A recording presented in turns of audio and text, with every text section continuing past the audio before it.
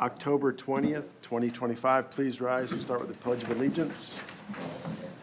Pledge allegiance to the flag of the United States of America and to the republic for which it stands, one nation, under God, indivisible, with liberty and justice for all. Mike, would you please take roll? Andrew Cossack. Present. Brad Johnson. Present. David Franz. Present. Jim Hurst. Present. Josh Fedor. Present. Hendrick Davis. Present. Nick Plopper. Present. All present. All members are present, so it'll take a 4-3 vote, at least 4 votes to pass anything tonight. In your packet was a set of the monthly minutes, I guess, the commission, approval of the plan commission minutes for September 15, 2025. Is there any comments, additions, deletions to those minutes? I move we approve the minutes. Is there a second? Second. All in favor signify by aye. Aye. Opposed by nay. Minutes are approved. We're going to modify the order of the meeting tonight. There is, the draft comprehensive plan is going to have its initial presentation. Uniquely Zionsville Comprehensive Plan, Town of Zionsville. Mike, Yes. Yeah, come on up.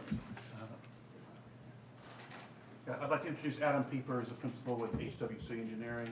HWC is the firm that's under contract with the town of Zionsville to prepare the town's comprehensive plan. Thanks, Mike, and thanks everyone for allowing me to speak just briefly this evening. We were here a number of months ago, kind of provide an interim update on the process, and we'll acknowledge it's taken us a little bit longer to get here than we originally thought, but that was on our end as we tried to, really best tailor the plan and recommendations as we could, and not a reflection of Mike and the planning department staff or the mayor's office. But again, just want to introduce some key themes tonight. We're going to do a more in-depth public presentation. I think we've settled on November 6th for that, and trying to figure out if it'll be here or upstairs. But then ideally we'll be back for a public hearing before you all in November to start the adoption process. So just briefly, the draft document is organized into 12 chapters. The first few are really an introduction and background and get into the process that went into creating the plan. The next 7 chapters, 4 through 10, are focused on different topic areas related to land use, housing, and so on. And then the last couple chapters, one is on the focus area plan, so kind of some special areas unique and of critical importance, we think, to advancing a number of the recommendations that are elsewhere in the plan. And then finally, that implementation chapter that gets into how to use and update the plan, as well as kind of key short-term and long-term actions related to each of the goals. So just briefly on engagement, I think when I was here previously, we had conducted our first round of public workshops. We had 3 of those, one here, one up at the airport, and one at Perry Township Fire Department. We then followed up a few months later with what we call the Big Ideas Open House to put on some guiding principles and get some initial feedback. Really, this is meant to be an iterative process, put some ideas out there, get feedback, make necessary corrections, and then just earlier this year, but again, it's still been a few months. I think these meetings were in April, 2 of what we call the community strategies open houses. So at that meeting, shared the draft vision, the more specific goals and objectives, as well as key maps related to future land use, thoroughfare plan, transportation improvements, pathways network, and so on. I think we had pretty good feedback at those meetings generally, and I will say across all of these, we've been really pleased with attendance. A couple exceptions at the community strategies round of open houses. Like I said, generally good feedback, except for one of the goals that was related to attracting new housing, so that was ultimately removed from the plan. And then there were a number of comments related to future land use map, most specifically the area around the airport, and then some of the area to the west and what is more rural Zionsville right now, between kind of County Road 300 South and State Road 32. So there were a number of changes made to the land use map coming out of those meetings. Other things we heard were, unsurprisingly, an ongoing concern about, the village and really keeping a focus on preserving that character and making sure any infill development, redevelopment is of an appropriate scale and context. So articulated in the executive summary, and I think what we would kind of say is the big picture theme of the plan here are a few key concepts. First and foremost, obviously, protecting and enhancing the community character that has been established and obviously attracted so many people to Zionsville, has led to tremendous investment in Zionsville. So things like the village, schools, parks, open space, of critical importance to protect and enhance. With that, acknowledging a need to attract some additional jobs to the community and diversify the tax base and grow that tax base, holding future housing development to a high standard, and then long-term, again, pursuing this balanced land use mix. And we spent a lot of time with the steering committee discussing, what is the right balance? How do we define this? And it's tough to assign a specific target percentage. I think there are a lot of people who would like to say, what is the right mix? Well, right now, your land use mix is about 4% commercial and industrial combined. So, but we don't want to say, should it be 15%? Should it be 20%? That's tough because it doesn't address quality, right? And that a typical warehouse at maybe $80 a square foot versus something that's really specialty or has a higher personal property investment in it could be $160, $200 a square foot, right? So the land area may be the same, but it could be a tremendous value difference. Similarly, we're hesitant to say, well, you should be 15%, again, I'm just using round numbers here, and then that be interpreted as no new housing should be approved until you can increase that commercial or industrial square footage, because there are areas where commercial or industrial development just isn't going to be appropriate, that realistically long-term they probably should be housing. So then it becomes a question of, is it the right time for that? Is it the right type of housing product that the community needs? And using this long-term balanced land use approach, but in the short term understanding that there will be some flexibility afforded to evaluate development petitions as they come forward. So again, one of the key components of the comprehensive plan is certainly the future land use plan. I will preface and say this may change a little bit. We have a project steering committee meeting on Wednesday, and there's a couple comments we've received on this from group members that we need to vet with the larger group. But this land use map, again, I think translates that goal of a balanced development mix into a physical form across the community. Really key areas of emphasis, the ability to drive that vision of growing or diversifying a tax base are around the airport and especially along the State Road 32 corridor near the airport. And then as we look towards west, Zionsville and potential employment development over there, both along State Road 267 and then again, kind of in that large purple area on the map. This map also largely preserves the rural character or recommends that if there is going to be additional development kind of between 300 and 32 on the west side of 421, that it be the rural or estate residential that characterizes much of that area right now.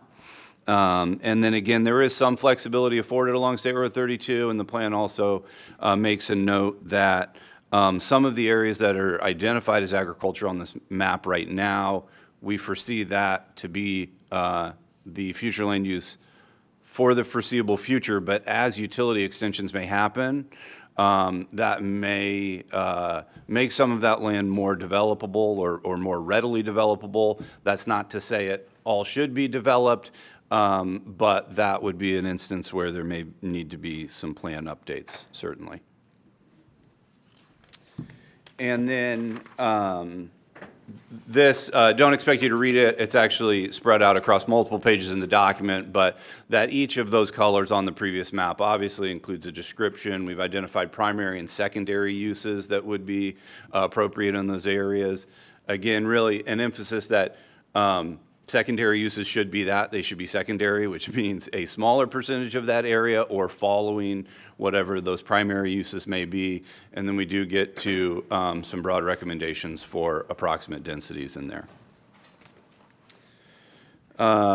Again, just identifying what those key employment districts and activity centers are. One of the things we heard through our engagement efforts was a concern for strip commercial development and really a lack of interest in big box stores and things like that. So what the plan has done is not perpetuate a number of the kind of red areas or purely commercial across the community, but really suggests or recommends new commercial development be focused in these activity centers, which are the pink areas. That could include supporting office, housing as a secondary use, additional open space, community gathering spaces, and things like that. So there are shopping, dining, those commercial opportunities that support quality of life, but a little different than some of the strip commercial that we heard in aversion to through this process. You also kind of notice some regular spacing of these across the community on the key corridors, 421 Oak Street, and so on. Another key element is the thoroughfare plan. So again, this creates the legal mechanism to require right-of-way dedication through the development process, and also obviously an important tool in communicating where the community sees a real emphasis and need to improve some key corridors. At the same time, you know, we recognize we're largely working with the existing framework. The kind of bubbles and dash lines identify some new connections or routes to be made, but understanding there's a need to balance expectations because there isn't a tremendous opportunity to create a lot of new roads or make major thoroughfare improvements without substantial impacts to existing development areas, which is not the intent here. Again, with that map, there's a table of right-of-way standards that goes with it. This generally aligns with a lot of your current standards, but I will say we have increased the minimum right-of-way width on secondary arterials and major collectors. And then finally, the other thing I'll point out here, and I think I alluded to maybe the last time I was here, was one of the key elements or issues that I think the plan seeks to elevate is related to utility extensions. And when we look at the areas for potential employment or economic development growth in the community, they are areas where you don't necessarily control your own destiny on the utility front. So when we look at the sewer service territories, as this map depicts, which I also recognize has continued to be a kind of changing conversation through our planning process and even to this day, HSE Utilities is the purple area to the north that has jurisdiction over anything that would happen around the airport or State Road 32 on the sewer front. And then Whitestown is the yellow area that obviously serves existing portions of Zionsville, also has jurisdiction over some other areas. At the same time, they've kind of stated publicly an interest in pulling back some of their territorial jurisdiction and really a focus on serving development in Whitestown or maintaining utility capacity in Whitestown for development that will happen in Whitestown. And you see the white areas on here, so as we look further to the west, no one even has jurisdiction over that right now. So the comprehensive plan can't really solve all these problems, but it does seek to elevate the issue and really recommend a strategy to work with neighboring jurisdictions and utility providers and work on this as, again, a means to realizing some of the other goals in the process. And then just finally, I alluded to earlier the implementation section that gets into, you know, when, how to use the plan, which I think you are all familiar with. I will say one of the things it recommends is kind of an annual reporting of development trends with respect to the comprehensive plan. So puts the burden on Mike and his staff, but that they would come back to you and the town council on a semi-regular basis and say, you know, here's how many rezones, here's where we saw conflicts or couldn't support it based on recommendations in the comprehensive plan. Is that still accurate? Do we need to make some modifications? And then, again, some other factors that are indicating a need for a plan update.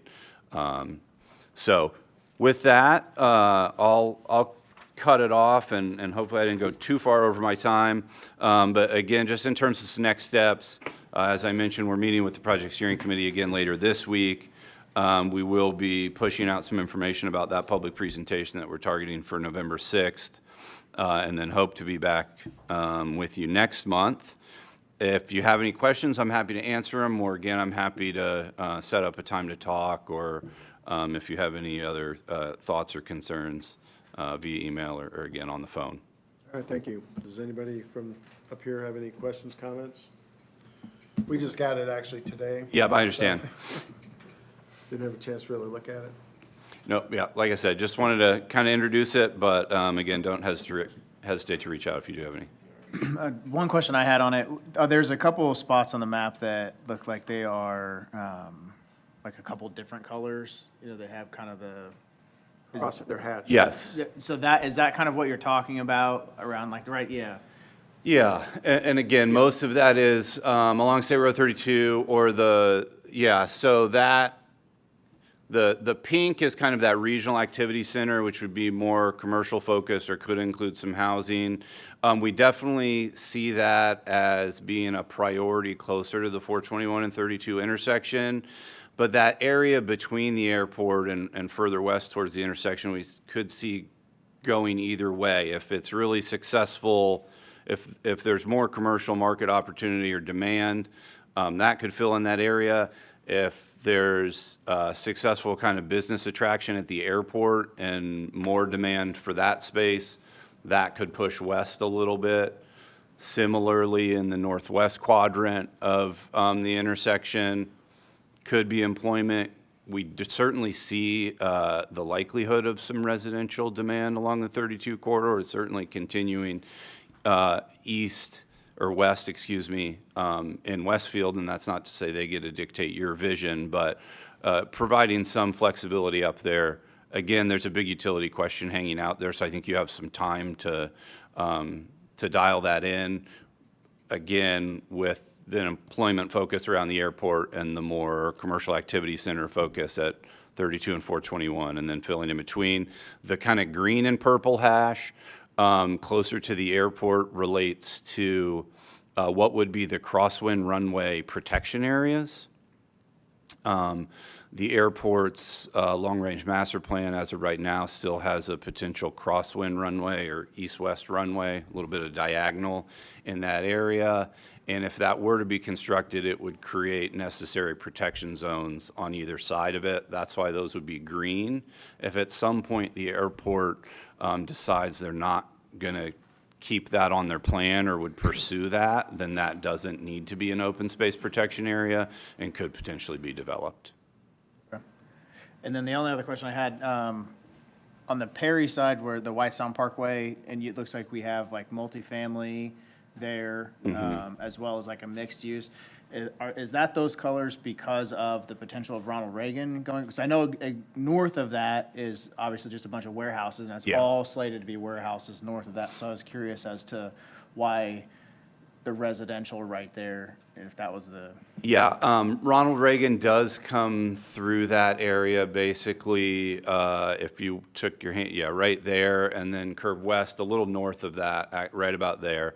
And really using Whitestown Parkway as the dividing line between the employment to the north and residential to the south. That's kind of the current development pattern in Whitestown. Again, that's not to say Whitestown gets to dictate your vision, but with the parkway there, with existing employment and desired future employment, we thought it important to have some opportunity for housing in this area. And again, using that Whitestown Parkway as kind of the divider. Anybody else? I have a comment. Yeah. It's just brief. I know a lot of time, energy, and thought went into this. I simply just want to say thanks for the effort. Looking forward to evaluating it further. Thank you. All right, thanks a lot. So, at this point, Mic's not on, just so you know. I know, it's not working, so Okay. I gotta speak a little loudly. At this point in the process, now we have a complete draft for public consumption, public review and comment, that we will be scheduling, we being with HWC and staff scheduling a public presentation of this plan in about 2.5 weeks from now, that will be advertised in public notice of another opportunity for the public to, comment on this. There is another steering committee meeting scheduled for later this week. And so it's still a draft, there's still ample opportunity for everyone to weigh in with their comments and concerns about the draft plan.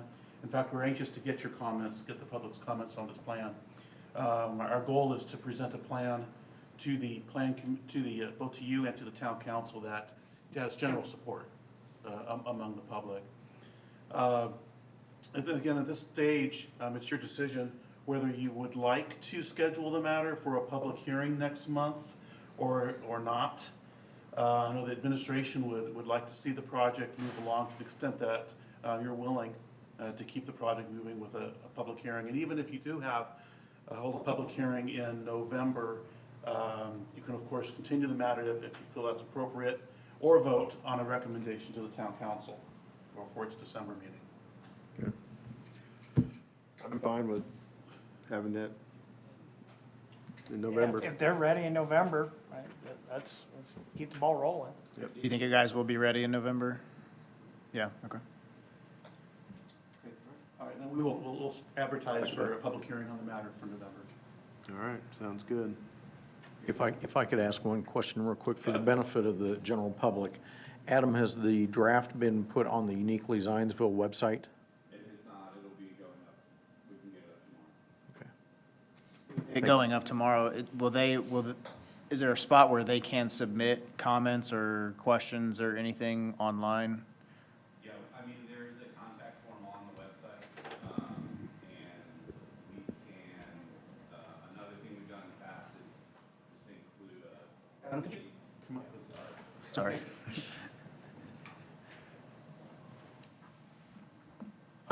We can use the contact form that exists on the website now. We can also create a brief, basically like one question survey, and put that link in the PDF of the document as well to ease facilitation. And again, people can just click on that and then make comments. Yeah, I think that would be good. That way you can start kind of accumulating Yeah. some of these things and maybe be able to format presentation a little bit better, more precise to answer kind of the bulk of questions that you see. Yep, absolutely. Thank you. Thank you. thank you, Adam. We'll go back to normal order of things. Continued business from last month. Docket numbers 2025-53Z, proposed PUD ordinance of Maple Lane LLC, Maple Lane Club of Bradley Ridge PUD rezoning, 1755 South US 421, Zionsville, Indiana. Change of zoning for 181.52 acres from the Rural General Agricultural AG District to the Planned Unit Development for a mixed-use development including agricultural, residential, low-intensity commercial, and a nonprofit operation. Roger? Yes, sir. I will give a, Okay, all right. Oh, before we start, if anybody would like to speak, or if you do speak, there's a sign-up sheet in the back, so you can put your name and address down, if you would, please. We've been requested that. We have that available for people, so, all right, Roger. thank you. And if my screen could be promoted, please, thank you. Because this project was presented in last month's meeting, I'm not going to go through the thorough and all the details, but there are some things I do want to touch upon, and then I'll turn it over to the petitioner. As mentioned, this petition was presented and discussed at the September 15th, 2025 meeting, and continued to allow the petitioner to address questions and comments from the Plan Commission. The current PUD ordinance before you this evening has been revised in response to those questions and comments. Certain sections of the previous version have been removed and included within proposed commitments, which were provided to you as Exhibit 5B in the staff report. These commitments would be recorded with the PUD ordinance should it be adopted. Many of the revisions have been provided to quote-unquote clean up the PUD ordinance in an effort to make it easier for staff to administer, again, should the PUD ordinance be adopted. The use table and the development standards matrix, Exhibits 4 and 5 of the PUD ordinance, have been slightly modified. The revisions to the current PUD ordinance have not changed the total number of dwelling units or the gross density of the development.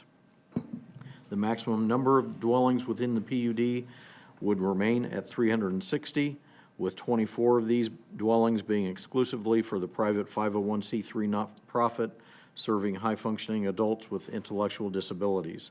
The PUD would be divided into the following 6 use blocks: Founders Grove Use Block, Heritage Hill Use Block, Pine Gate Use Block, Community Amenity Use Block, Watches Farm Use Block, and the Maple Lanes Common Use Block. Staff acknowledges the revisions to the PUD ordinance and appreciates the petitioner's efforts toward addressing the questions and concerns from the Planning Commission and staff. However, due to the project still not marrying with the current airport land use study and the gross density of the proposed development exceeding, being larger than what has been approved on area projects in the area and also those that have been constructed, staff does not support the requested rezoning. With that, I'll be glad to answer any questions you might have. All right, thank you, Roger. So as we start this process for tonight, we want to focus on what the modifications to the PUD ordinance were. And so really to try to limit any conversations, questions about those changes and not rehash, everything that was, last month. Sure. Thank you. Good evening, members of the Planning Commission. Kyle Russaterritz with Denton's, 10 West Market Street, representing Hinkie Development Group relative to the rezone petition before you this evening. I'm joined by Betsy Hinkie Garfield and Doug Fleener with Hinkie Development, and members of the Hinkie team are joining us virtually as well. And as always, we're delighted to have Janice Agarwal, Executive Director of Watches Farm, her family, and other members of the Watches Farm community here this evening joining us. Just 1 month ago, we stood before you to introduce this one-of-kind development, Maple Lane Club of Bradley Ridge. We walked through the basic elements that Roger just walked through of the 6 districts, the Watches Farm use block, community amenity area use block, and the mixed-use neighborhood market use block, certainly being elements of the most critical use blocks of the community. And if you wouldn't mind promoting my slide deck, please. We heard from Betsy, who shared Hinkie's vision for the vibrant, multifaceted community connected by the recreational spaces, the walking trails, a shared desire to create moments that highlight the inclusivity of this neighborhood and Zionsville at large. We listened to Janice describe the anchor of Maple Lane Club, the new Watches Farm campus in the southeast corner of the real estate, which will boast many great features, including an orchard, an event barn, perfect for agritourism opportunities, as well as learning opportunities, and housing to empower those adults with intellectual and developmental needs who are supported by Watches Farm and its programs.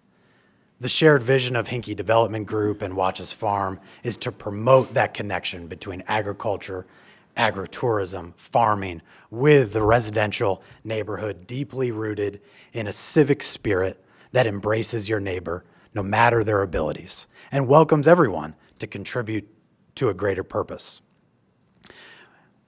We heard the voices of many of those of the public during that hearing who spoke of their experiences with Watches Farm, with Hinkie Development Group, with the Agarwals, and encouraged this commission to show its support for bringing a community like Maple Lane Club of Bradley Ridge to Zionsville. And we left last month being inspired by that discussion and the public comment, and we were tasked to work closely with staff, Roger Kilmer, and Plan Commission member Brad Johnson in particular, to improve upon the text of the proposed PUD district ordinance, which I can confidently stand before you this evening and say we accomplished in just a few weeks. So I will keep my comments tonight brief, allowing Janice a few words to provide wonderful updates regarding Watch's Farm and its campaign efforts.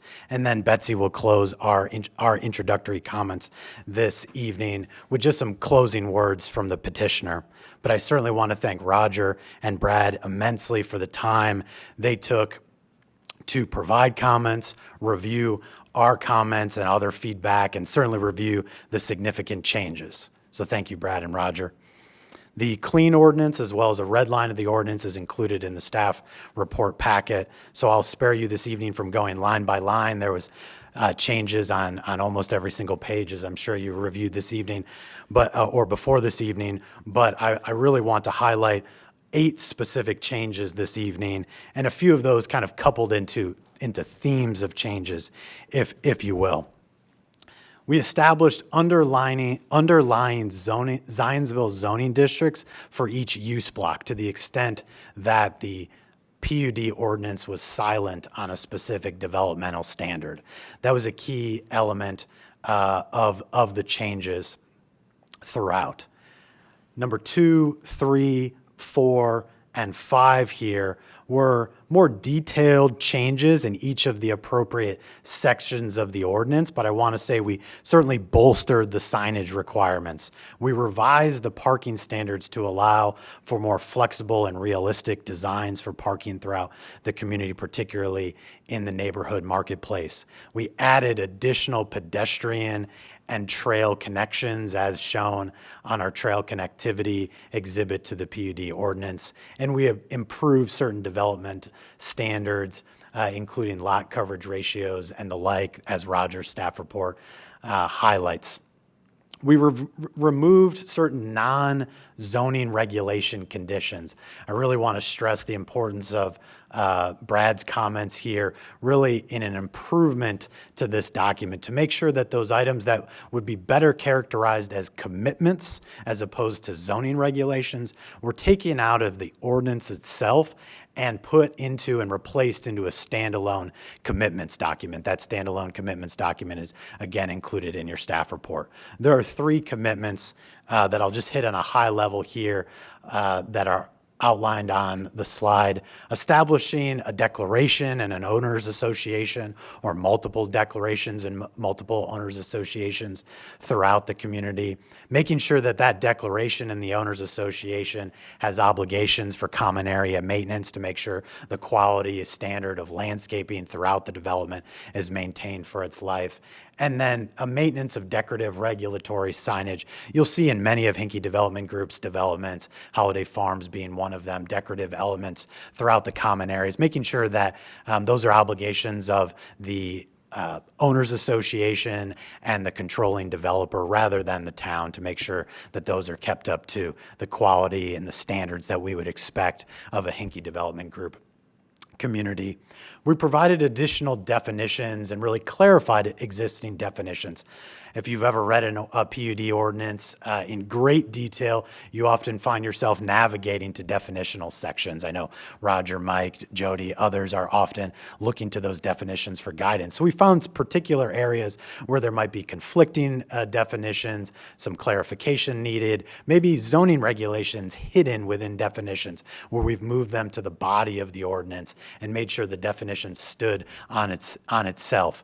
We had areas where there might be conflicts or resolution that needed to be had between the underlying Town of Zionsville zoning ordinance and the Maple Lane PUD ordinance, and we made sure to resolve that, either referencing back to the zoning ordinance itself for the town or making sure that this was a standalone document. And in closing, most importantly, there was a theme throughout Roger's comments, Brad's comments, and really our revisiting of this document to make sure that we made sure that this ordinance was easier for staff to interpret, to administer, for the developer and the homeowners and staff and future staff members and future plan commission members, town council members to read, to interpret, to understand, to not sort of rest on on the form that we used originally, and to improve upon the document. Again, just in one short month here. So again, thank you for Roger. And really, as I'm going to sit down and let Janice and Betsy close us out, I want to certainly thank the engagement of the overall Zionsville community. We've had a great deal of feedback on the concept plan, on the ordinance, on the overall development plan. So thank you for the engagement there. So I'll just formally say on behalf of Hinkie Development Group, I respectfully request that the Plan Commission issue a favorable recommendation this evening to the rezone petition as outlined in the ordinance, certainly incorporating the proposed commitments submitted by the petitioner. And now I welcome Janice. Before we do that, I'd like to confer with our attorney about something here. Yes, sir.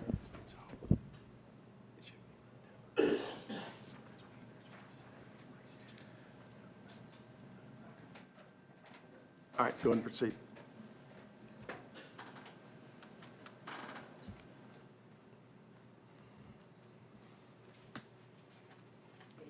Janice Agarwal, 9906 East 200 South in Zionsville. I'm the founder of Watches Farm. I just want to give you an update since our last meeting. On September 27th, we decided to throw a big dinner at dusk gala. It was a campaign kickoff to raise money for this new campus. Originally, we thought we'd have about 200 people under a big tent on the property, all on dirt. We had to close at 3:87 because we couldn't get a bigger tent. We raised over $300,000. We had money coming in from California, South Carolina, Minnesota, New York, and Utah, all donors who were watching. They'd heard by word of mouth about our organization, researched it, and want us so badly to be successful because they want something very similar in their neighborhoods. That night, as I walked around 387 people, the thing I heard again and again were the stories of someone's son or daughter, their niece or nephew, or their grandchildren, and how they so wanted those children, their children or their family, to stay in the places where they were raised and to have meaningful lives with jobs, community, and housing. Now I want to leave it to Betsy. Thank you. Thank you, everybody. Betsy Garfield, Hinkie Development Group. I think Kyle hit on everything, but we spent an extensive amount of time with all of you, with staff, making all of those revisions, incorporating everything that was suggested. So I think the PUD is in a really solid spot, and appreciate all of the time. And yeah, I think we did everything you asked. So thank you. All right, thank you.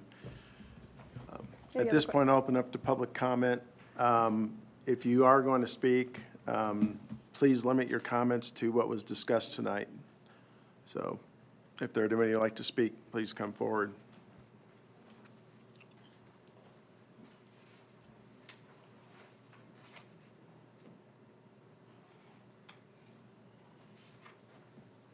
Greg Holbrook, 1945 South, 1100 East Zionsville.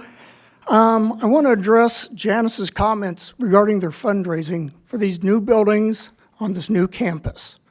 On their website, they're pronouncing to the world they have this campus, and they're raising money to build buildings on this campus. It hasn't been approved. What do they know that us neighbors don't know regarding the process? Is this a mere formality? Is it over that you guys just have to take a vote and the town council has to take a vote? How in the world can they be raising money for buildings they don't know they can build? That's ridiculous.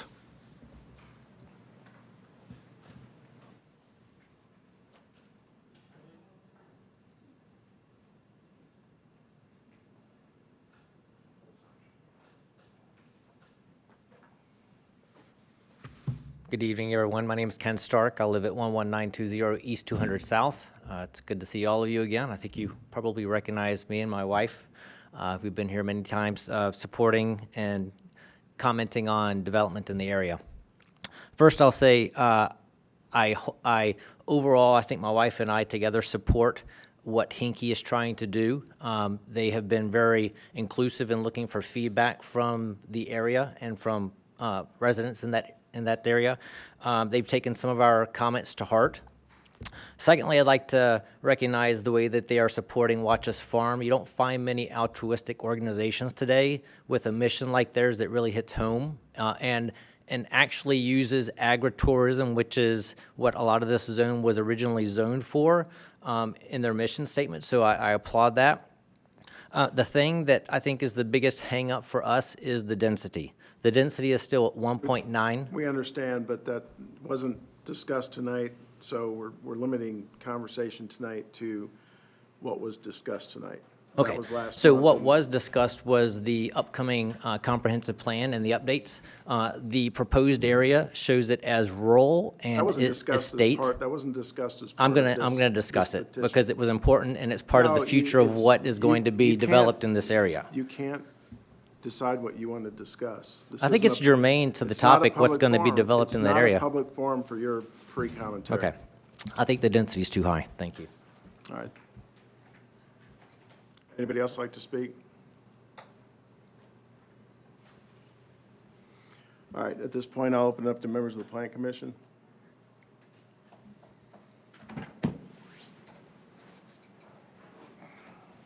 I was going to ask Dan to take a moment and take a look at section 13.1 in the PUD. Just, it's relating to rules for subdividing land. Is there a page number associated with that? 24, and it rolls over to 25.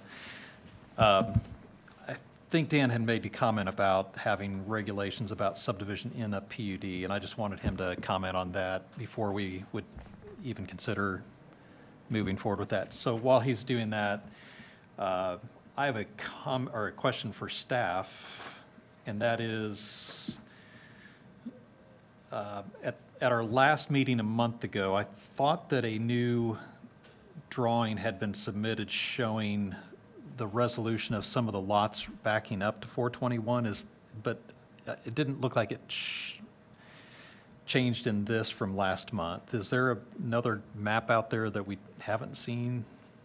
Or Roger, anybody?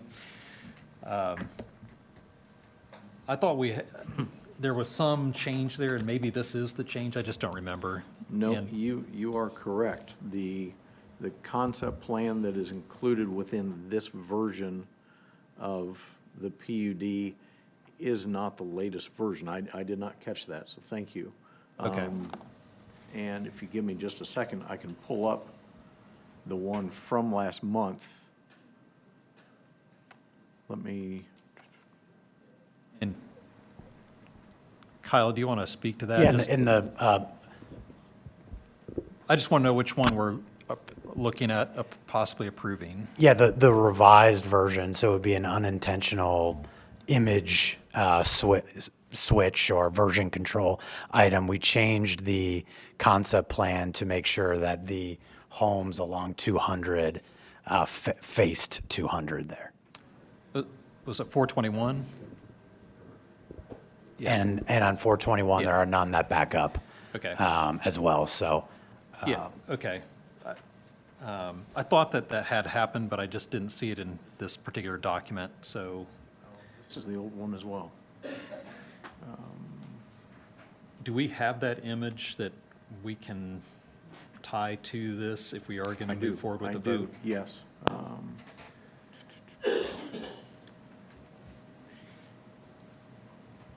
And then I have one other question for staff, just procedurally, just so I understand, is this concept plan, when they come in to plat it, and it comes to Plan Commission for platting, for instance, the roads off of the main entrance, so the main entrance off of 421, there's two roads that then split left and right.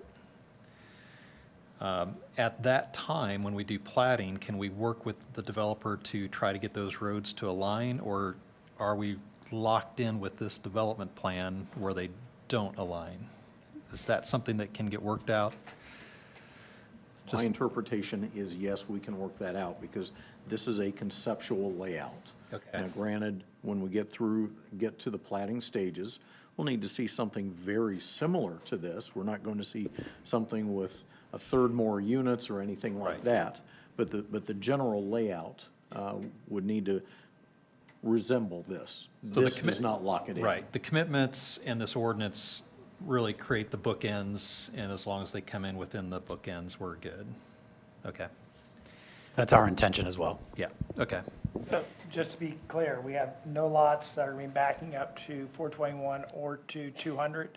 I don't know if there's none, but there's a lot less with the Okay. new drawing. Because the 8 lots on 200 don't really look like they fit in that location real well. It's the lots on 421 south of the entrance will face 421, and then the lots on 200 will face, the residential lots on 200 will face 200 as well. Yeah, which just, there's a few lots north of the main entrance off of 421 that would stay rear facing, which there's quite a bit of buffering there. There's Correct. quite a bit of land that it should not be an issue. As well as a walking trail. Yes.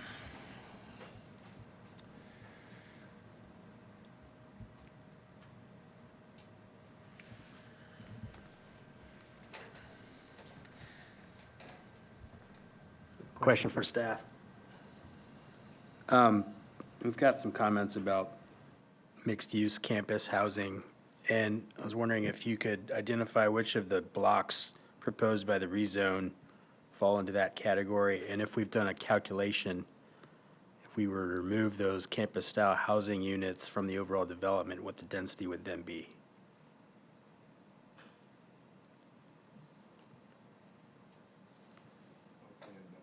Sorry, I need you to go back to the first part of your question, because you said there's been questions about, There's.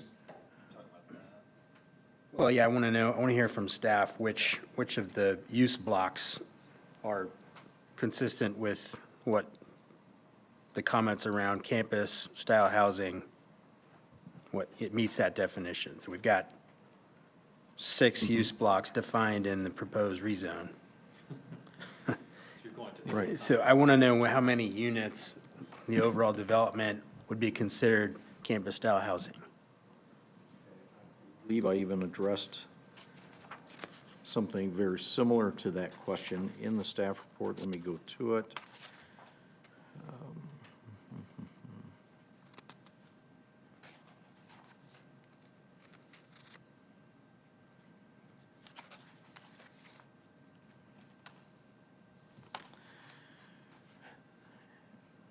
Within the proposed development, the portion of dwelling units that would qualify as the campus style is very small. It would really only be those units that are within the Watchus Farm use block, which would result, if you subtract those out, the remaining development is all single-family housing, and that would be 93% of the housing type of development, and 80% of the acreage of the development would be for single-family, not the mixed or campus-style housing that you're referring to.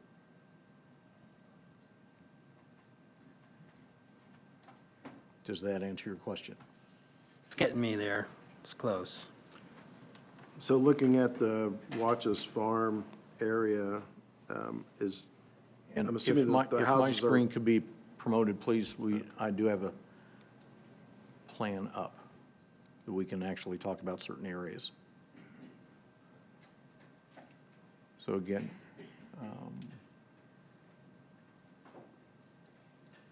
So if I understand your comments, Roger, we take 24 of the overall units consisting of the 24 units in the Watchus Farm block are campus-style housing, and those 24 units exist on 20% of the acreage? approximately, yes. Okay. So, in looking at the, which I know is not official, it's just a draft. But obviously, mixed campus style housing is not something that is going to go in that place. If we looked at the new draft, it talks about mixed residential. If this stays in this area and is approved, that approximate gross density usage is 2 to 4 units per acre. And should sensitive natural areas should be preserved and incorporated into those community open spaces. So basically, talking about utilizing the land that's around it. So if we look at what is potentially coming up, and it has been drafted for us, that was presented this evening, that 2 to 4 units per acre meets the potential, again, new zoning for that mixed residential. So, and I think too, when you look at the site holistically, and this is just obviously my opinion, the site holistically together, a lot of the individuals who are most likely going to be living there are going to have family that are going to want to be potentially close as well. I think that this use marries very well with the location, marries very well with the draft that we saw earlier this evening as well. My only not hesitation, but is does Watch Us Grow going to have enough room for the the potential that's going to be there? Because I think it's going to be a really good thing for the community personally. Just to circle back on, I think it was Brad's question here, the concept plan that is shown on the screen is the updated concept plan that was shared with Roger before last month, but in the version included in the ordinance, it has an earlier iteration. So you'll see on the site plan shown on the screen right now, the pond along 421 has been elongated. All of the homes on the east side of that pond face west towards 421, and then the 8 lots along 200 face 200. Those are alley loaded there. So this concept plan would be the concept plan the petitioner would ask the Plan Commission to consider and would be included in the ordinance if sent to the Town Council. I'll make one other comment about the tie to the existing comprehensive plan. I'll date myself here, I guess, but I started studying urban planning in 1990, and in the curriculum, college curriculum for urban planning, and since then practicing urban planning, I've never come across any other community that uses mixed campus housing. It's a really odd term. It conjures, if you asked 100 people, you would get 100 different answers of what they think that would be. Is it a college campus? It can go lots of different directions. And I just don't feel like our comprehensive plan I feel for the staff, honestly. Because how do you take a term that has no real definition in the real world and try to implement that? I don't feel terribly tied to that term, only because I have no idea what the person that authored it or the people that were leading the community at the time planned on that being. We would just be guessing. So I think we have to go with our gut and just decide whether or not this is a good fit for that area, instead of trying to fit it into some term and definition of a term that we don't know what it really was meant to be. Dan, I gave you some time. I didn't know if you wanted to weigh in on that. Well, did you have a specific question? It's about the plating process, the Yes. alternative procedure? Are you okay with that kind of language being in this document? And if so, I'm good with it. If you're not, I just wanted to see if there's an edit. I am. Okay. It's an unusual, but you are allowed certain latitude in the statute to develop a certain procedure. 13.1 has 2 different procedures depending on what's going on. I think it's clear enough that it could be administered. it kind of defaults to a tertiary or administrative approval on non-substantial variations, which is consistent with planning law also. But yeah, I was fine with it. I did greatly appreciate the cleaning up of the some of the procedures about what are the standards on a certain waiver or standard that, Brad, I commend you and you for your work, because those were some of the more interesting concerns I had, which is a PUD, you're drafting your own ordinance. So sometimes we forget to put our factors in, how things will be reviewed. I thought you guys did clean that up so that it's much more understandable, not just in terms of process, but the substantive review of requests to be relieved from any obligation of the ordinance. So I appreciated that. I also want to thank Brad and staff for all the work that was put into this to get it clean. So thanks very much. Any further discussions, comments from staff, or from the Plan Commission? I had one question on Exhibit 4 usage or permitted usage. Under agricultural uses, you had stables, public and private, both being allowed in the Watches Farm segment. Is there any concept of having a private or public stable in Watches Farm? I definitely wouldn't think there would be a private stable ever in that area.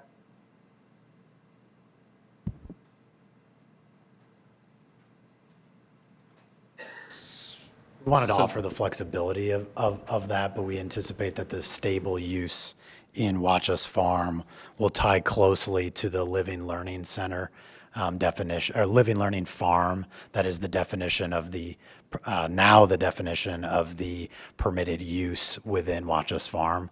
And it will accommodate the stabling of animals to support the Watch Us Farm mission. I understand that for the public side, public stable side, but I couldn't understand why it'd be a permitted use to have a private stable in that segment. I mean, it's listed as a potential use for that property, so. Yeah, so confirming that if it was a stable of horses privately owned by Watch Us Farm, that would qualify as a private stable as opposed to a public stable. Nonprofit would be a private facility, not a public facility? Okay, I can get with that. Would the petitioner be willing to add that to the definitions then? Those terms are not defined in the definitions, and since I had a question of what is a private stable, I think I know what it is, but could we add that definition? Definition of private stable and public stable? Yeah, what is the difference and what do you mean by those terms? Because it's not really addressed. I think it may be, you can see the question, which is at least some member doesn't understand that distinction. I get it. I also had the same question. Those terms are defined within the town zoning ordinance, both private and So public. referring to our ordinance. Yep. Okay. Okay. And Roger, are guess- you comfortable with that distinction, using your own definitions then? Does that present any issues in your review? I did not have any issues with it, and just for the record, to let you know what the difference is.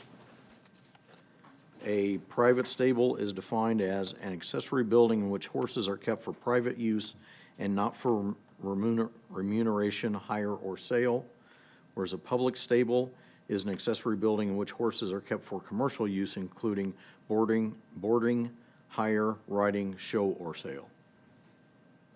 We can implement those Okay. definitions into the ordinance if that's agreeable and answers the question.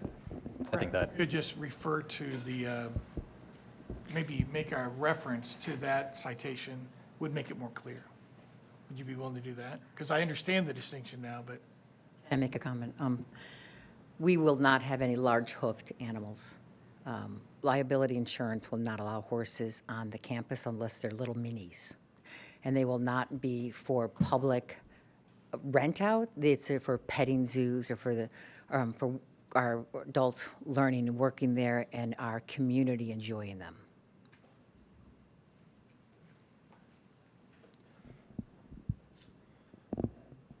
Dan, to answer your question on text to use, we implemented a few of the definitions from the underlying town zoning ordinance directly into the document, just to avoid any modifications to the town's definition that may inadvertently impact in the future the definition used in Maple Lane Club. So I would recommend that if we were to define public stable, private stable, we use the definitions that Roger just read and implement those into the document if that is agreeable to the Plan Commission. Josh, you brought that up. I'm fine with that. That's fine. I had one more question for you on the old barn on 421. Thank you for saving it. It's a cool old barn. There's not very many of them left. We had one burn over on the other side of Zionsville last week. We're losing those quickly in the area. What is the plans for that barn? Is it just going to be a structure that you guys are preserving and maintaining? Is it going to be used for events, anything along those lines, community events?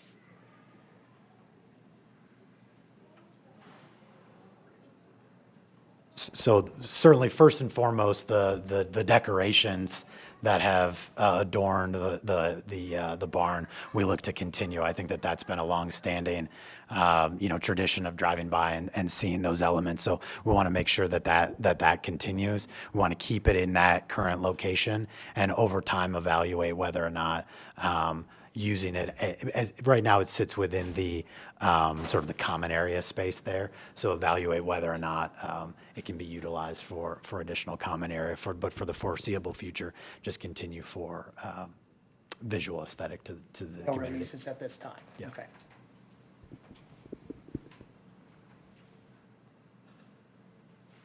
Anybody else? I just want to at least address the comment made earlier by the public. They can market however they want to market to raise their funds, but there has been no backdoor communication, no backdoor approvals whatsoever. So I just wanted to make sure I at least address that. I can appreciate the concern there, but I can promise you, as far as integrity goes, at least for myself, it's definitely not the case, so. Yeah, they're raising money on speculation that this will go through. I'd just prefer not have responded to it, to be honest, because I didn't appreciate it. All right, any other comments, questions? If not, is there a motion on this matter? I would make a motion to grant a favorable recommendation to the town council with a few modifications, one being that the revised concept plan be what is included in the document.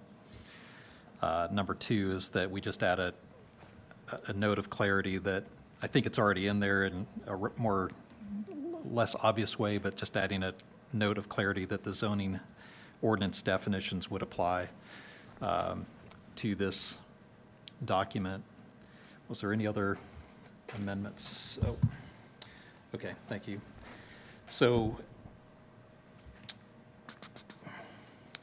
also including the proposed commitments and based upon the findings in the staff report, subject to proposed conditions noted in Exhibits 7A and 7B. I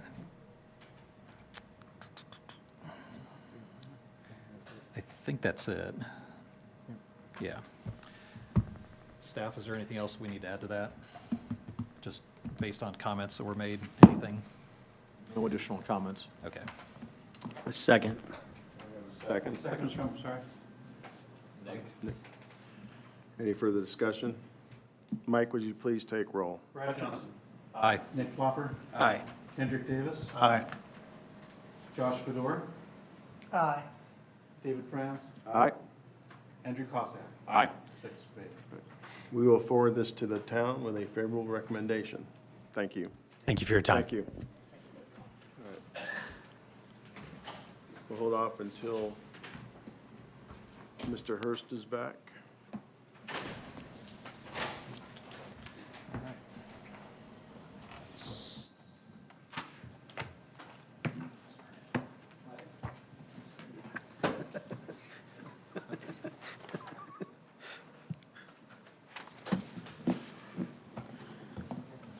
I can just click right. Oh, okay, yeah. Try to keep it I just short. want to make, okay, gotcha. Did you get a good nap? I got a lot of work.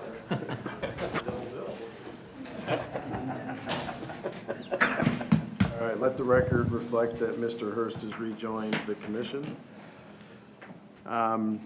Next on the docket, under new business, 2025-66 Pittman Investors LLC, the Farm Commercial Building Number 3, 11792 Silo Crossing, Zionsville. Development plan for a 13,200 square foot multi-tenant commercial building with related parking areas on 1.1 acres in the planned unit development, the Farm PUD districts. Evening Plan Oh, wait, Commission. hold on. We start with it. Staff. So every now and then I fall back to the way we used to do it. Thank you. Getting If old I is could, bad. yeah, Go if I ahead. could get my screen to be promoted, please. Thank you. So, docket 2025-66 DP, the Farm Building 3. The proposed project is located at 11792 Silo Crossing, near the northeast corner of the Farm PUD. It lies approximately 1 mile from downtown Zionsville, close to the Zionsville-Carmel border and Sycamore Street, Michigan Road intersection. The petitioner is requesting a development plan approval, obviously, for what was just mentioned recently, for a 13,000 square foot commercial building containing 6 tenant suites intended for a mix of retail and restaurant uses. The project includes associated parking, utilities, landscaping, and stormwater infrastructure on a 1.24 acre site, Lot 4 within the Farm PUD. So the site is currently zoned planned unit development and is located within the professional office use block of the PUD, which you can see here more clearly, which was approved originally with the original approval of the PUD.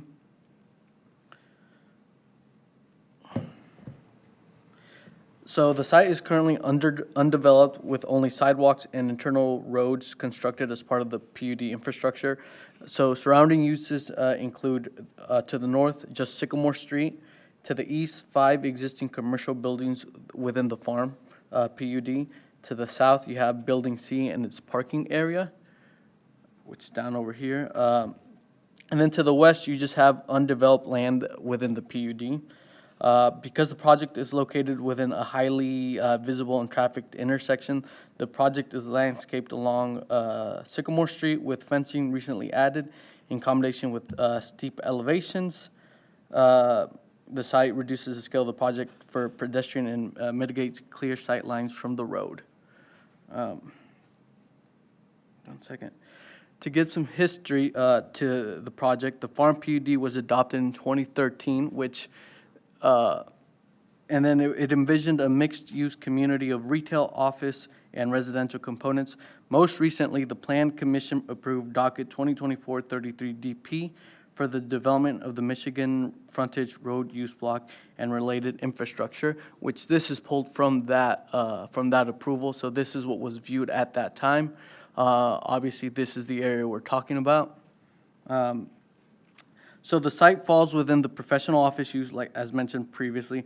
Per the PUD's use table, the proposed restaurant and general retail and sales are permitted.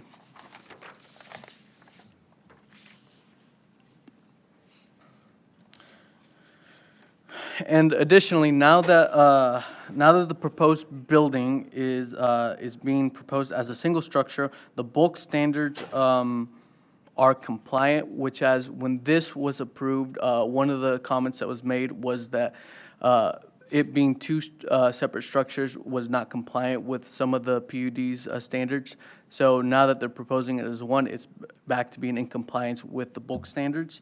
And then here's some of the elevations, kind of a view of what it could look from, obviously from just a pedestrian point of view. Could you go back and just tell me again what the... Sure.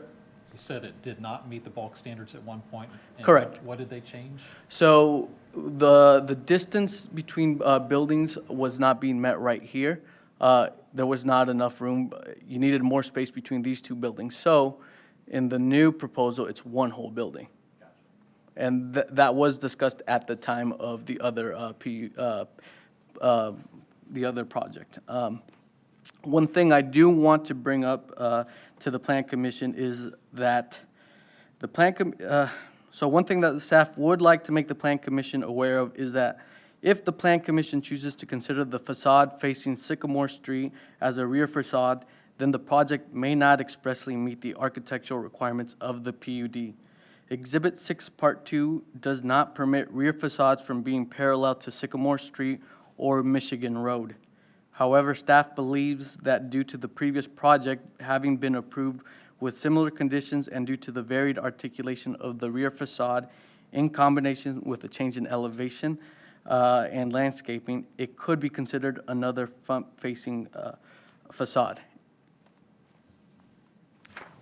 Happy to answer any questions. All right, now you can begin. Jose, I think you did all my work for me, but my name's Sam Pittman with Pittman Investors LLC, 9589 Valparaiso Court. I am joined by our design team, American Structure Point, Newdell Architects, who's on Zoom, CWC Inc., and Context Landscape Design.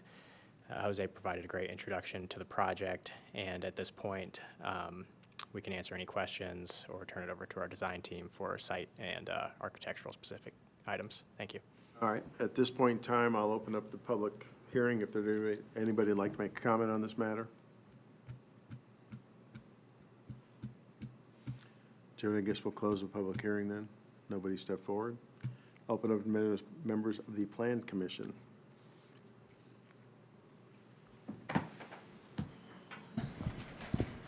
How many letters of intent from prospective tenants you'd like to discuss? Not at the moment. Trying to get through the Plan Commission process first and then kind of hit the ground running. So I was not involved in the PUD here, so I try to not be overly critical about. Brad, I'm going to interrupt you. Okay. I wish you had been, because I didn't have the vision for how maybe some of this turned out. Well, so I look at the concept plan drawing, if you could go to that page, I think it was like the third illustration. Yeah. I mean, you look at the block, how the buildings are separated by larger parking lots. There's kind of green space, whatever. And what we're getting is just very linear, long buildings. And in some ways, I'd rather it be two buildings, even if they're, even if it is a smaller space in between. I just look at that facade, and yes, there's a little bit of undulation and heights, roof line, but to me, there's just not enough. I mean, water's under the bridge as far as it being an inward-facing design. I'm okay with that, but just from the road, we're just gonna have a wall of building there.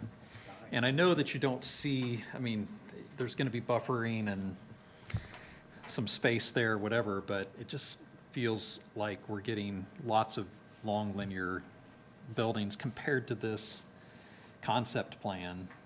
The building shapes are quite a bit different. And I don't know how much we can hold them to that. I know they're technically meeting the ordinance's parameters, but it's not necessarily meeting the concept plan's vision.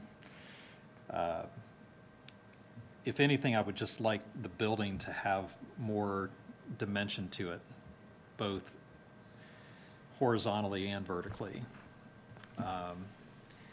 Like even the awnings on the back doors are just really shallow. They just don't pop as an awning. And I certainly wouldn't look at it as a front facade, but it's an aesthetic and it's getting there. And I know their intent was never to have like a full commercial facade facing Sycamore Street, but it feels like we could get a little bit better there and maybe not have them lose any tenant space, but just a little better design of the building. I don't know, that's my thoughts. Are you thinking along the lines of larger canopies and maybe some fake windows on the back side of the buildings like we did with the Goodwill building? So yeah, from Sycamore side, it looks like it's unless if the signs were removed, it would just look like one big business, right? Whereas sometimes you see townhomes or apartment buildings that's just all plain facade, they're all exactly the same, and it doesn't look that great. Whereas other townhouse designs have very different facades. They do that a bit on the front-facing side, but not so much on the back-facing side. To me, there's just not enough differentiation there. That's my editorial comment. Well, I do recall when this was first, I was on the Plan Commission back in 2013, and I do recall that this was a subject that was discussed about the rear-facing, both 421 and Sycamore Street, and, you know, I can't remember exactly what was, you know, decided, what was, you know, promised, if you will, but there was an acknowledgement by the developer at that time that that would be something that would be worked on or would be considered when we came forward in you know, at this point in time. So, you know, it does look, you know, and I realize, you know, you see the pictures when it's showing down the road and it looks like there's all these full trees. Well, those full trees aren't gonna be there for about another 20 years. So, it's gonna be, you know, you've got the one, what's being called Heritage or Sycamore Cafe, looks really great, and then it's just plain nondescript buildings as you go down. So, and you were saying, Roger, or sorry, that we were sorry, we may not consider this a rear facing. That's completely up to Plan Commission. I'm just saying that it may not strictly meet the definition, what's in the PUD, which stated that rear-facing facades cannot be going along Sycamore or Michigan. But I wanted to let you all know that it could potentially be considered another front-facing facade if you so choose to. That's, you know, it's a service entrance. That's what it is. I mean, it's not, I don't think you could ever convince me that it's a front-facing facade, but I don't expect it to be. It is a front inward-facing. I just want that backside that is our gateway. I mean, this is truly Zionsville's premium, ultra, #1 gateway. And I can maybe get over the fact of the length of the building, how long it is, and how it differentiates from the concept plan, but I think there has to be more variation in height and maybe even depth along that corridor, particularly because it's a long building. If it were a shorter building, you certainly wouldn't have to do that. And it could be just changes in materials could help a lot. I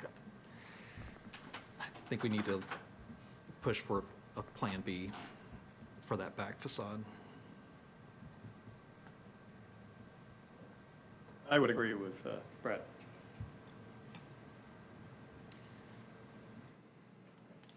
Jim? I'm not opposed to the square footage. It's more of just, can we do better on that facade?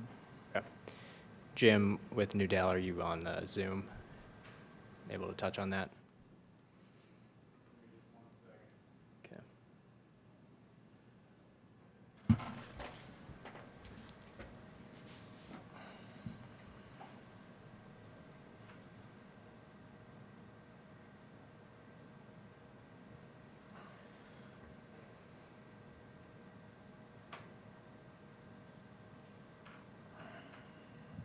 Okay. Good evening. Can you all hear me? Yeah, we can hear you. If you would, name and address for the record. Good evening. My name is Jim Jewett from Newdell Architects, 4189 Whitlow Court in Converse Township, Michigan. Could you get, we're having a hard time hearing you. Can you get close to your microphone potentially? Thanks. Jim Jewett from Newdell Architects, 4819 Whitlow Court, Commerce Township, Michigan. All right. And to address the discussion. Brad, thank you for your comments. Yes, there are any number of articulations and material choices that we can do to improve the street-facing facade for that building. You mentioned the canopies are thin. That's because I can't hide the fact that that is a service entrance and there will be trucks driving back there. We can't have the canopies stick out too far, or we can raise the canopies a little bit and stick them out a little farther. But we can certainly articulate the building height and possibly the depth, and so that it will look like a separation of buildings. And we can include some more. The entire back of the building is brick and cast stone and materials consistent with the front of the building. There's no exposed CMU block or anything like that on the back. So all the materials and colors are consistent with what's on the front. So there are a number of things that we can do to take it up a notch.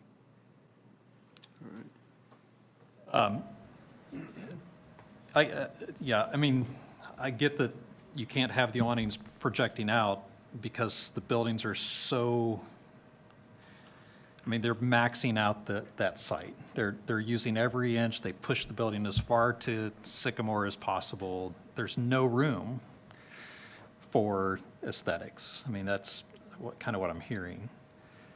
And that's, I mean, when I saw the shallow awnings, I assumed it was because trucks might clip them. I mean, I wouldn't be opposed to seeing some glass introduced. Just in regards to materials, you can pick the most expensive materials. I can point out plazas that were designed by famous architects and landscape architects. They used the best materials ever, and no one wants to be in them because they were poorly designed. So quality of materials does not relate to aesthetic. And I just think we got to get the aesthetic here a little better.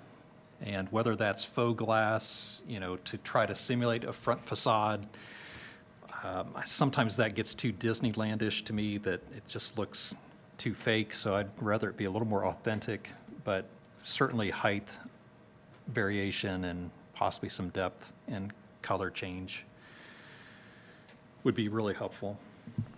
I really agree with the depth. With the depth. The corner location on the north, on the west end,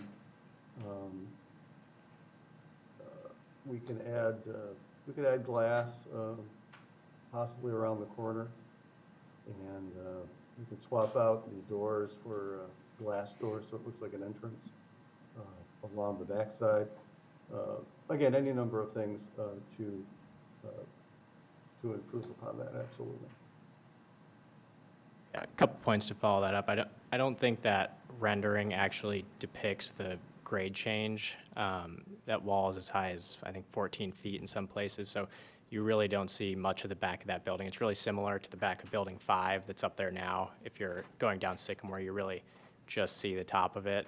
So that'll be a similar condition here. And then coming into the development, I'll push back a little bit on the point about us pushing the building as far over as we could. We added an outdoor seating area with the planning staff, went through that whole facade, added screening, limestone.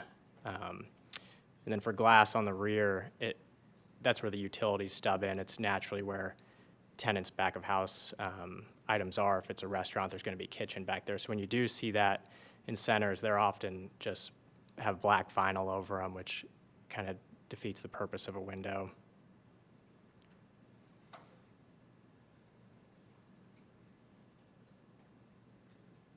I'll also mention rooftop units will be screened. There's a high parapet about 4 feet, and anything above that would be individually screened with some matching materials. Talking about the HVAC units being screened.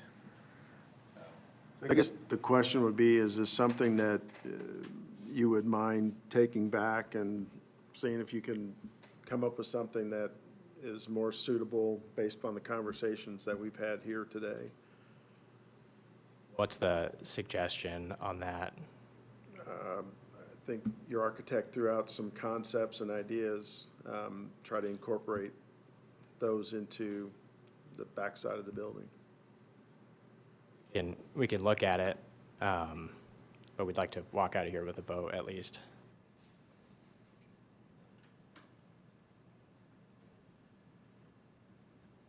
I think we'd prefer to have something a little bit more concrete that we would be voting on, is what I would say. And I mean, that's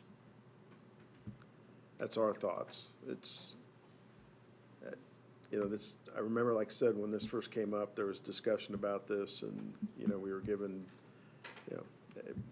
consideration would be given to that, we'd make every effort. I mean, I realize the development's changed significantly from, way back then, but, we'd appreciate it if we could continue this and come back with something that is more concrete from a picture or, rendering that we could, take a look at and say, yeah, this makes sense. Okay. And what does that mean for timing? Next month. Next month, I mean, you could work on this in the interim, work with staff, and then next month, take a look at it. If you want to, funnel it to staff and they can get it to us to take a look at. If you guys want to, before spending a lot of money redrawing, like official illustrations, feel free to reach out to me, or, and we can talk about back of the napkin types of drawings, that type of stuff, and at least get some more direction. I don't know if anyone else would want to volunteer to look at preliminary modifications so they get some clarity, but I don't want them to have to guess too much. I'd like it to come back and be a sure vote, like we've nailed it. Staff would be happy to help facilitate that process. Okay. Yeah, I know my thing, it would be something to do with the depth as well, so like I said, it's just not that monolithic kind of straight. And we've given them, if you think about it too, you should have room to work with, it having previously been two separate buildings, but granted to become one building did add that leasable square footage. So even if we do you do have to reduce some of that square footage, we're already, you're already in a net positive. So even if, like I said, we have to eat into some of that to give it a little bit, I think that would be fair. And the change in elevation is, when this first came before me, that change in elevation, I thought, would hide more than it's hiding. And so I do think we need to ask more from you guys on the back of this building. Is tonight your guys' first time reviewing it publicly, or are your Yes. guys' comments in the? This is the first time. Thank you. So, I think if we can get this, cleared up, I can't speak for the rest, but I think, I'd be inclined to vote for it next month. We'll work with Jim and the rest of the design team and come up with something. Okay, what's the date of the November? 17th. 17th, all right. Yeah. So reach out to Jose and he'll work with you to get together with Mr. Johnson. I'll work with coordinating to get whatever changes you guys make to the design of it, to make sure to get it to the plan commission so that they can give you guys feedback. So hopefully it's a little bit more productive in next plan commission. We'd rather not the entire plan commission weigh in, but just one member as a subcommittee. That'd be Brad. Okay, perfect. Will we be back at that meeting? Will we be back at that meeting? Yeah. You'd come back and present the changes, and then we'd vote. So, I think with the people working on it, we'll probably get to a conclusion next month. So we'll need a motion to Yep. continue it to the next meeting so the petitioner knows. So is there a motion to continue this to Yes, the I'm- November 17th meeting? Yeah, I move that docket number 2025-66-DP, development plan for 13,198 square foot retail building consisting of retail spaces, restaurants, and a parking lot with a professional office use block of the farm PUD be continued to the November 17th, that says 2025 Plan Commission meeting to correct any deficiencies. Is there a second? Second. Any further comments, discussion? All in favor signify by aye. Aye. Aye. Opposed by nay. Motion carries. We'll see you next month. Thank you. Thank you. All right, next on the docket is two petitions, 2025-67 primary plat amendment and 2025-68 development plan for Fox Lane Homes at Indy 2 LLC, The Terraces of Holiday Farms, 3895 Marketplace Drive, Zionsville, Indiana.